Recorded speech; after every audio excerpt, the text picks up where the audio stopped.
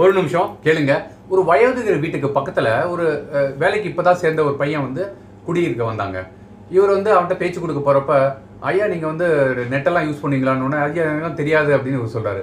இவன் உடனே அவன் வீட்டுக்கு போயிட்டு நெட்டு போட்டு இதாங்க பாஸ்வேர்டு, இதை யூஸ் பண்ணுங்கள், நீங்கள் இதுலேருந்து டிவியெல்லாம் பார்க்கலாம் அப்படின்னு சொல்லிட்டு வந்துடுறான். அந்த மாதிரி அவரும் டெய்லி காலையில் பாஸ்வேர்டை போட்டு டிவியை பார்த்துட்டு இருப்பார். அடுத்த நாள் வந்து இப்போ ஏதோ பேசிகிட்டு இருக்கிறப்ப அவர் பையன் வந்துடுறான். அந்த பெரியவரோட பையன் வந்தோடனே 3 பேரும் பேசிகிட்டு இருக்கிறப்ப, நாங்கள் வீட்டில் நெட்ஃப்ளிக்ஸ் போட்டிருக்கோம்.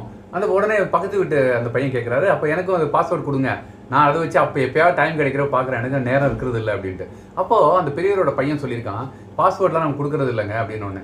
இவர் உடனே என்ன பண்ணிட்டாரு, அவர் வீட்டில் போய் அவரோட நெட்டு பாஸ்வேர்டை மாற்றிட்டார். அடுத்த நாள்லேருந்து இந்த பெரியவருக்கு டிவி பார்க்க முடியல, ஏன்னா நெட்டு கனெக்ஷன் வரல.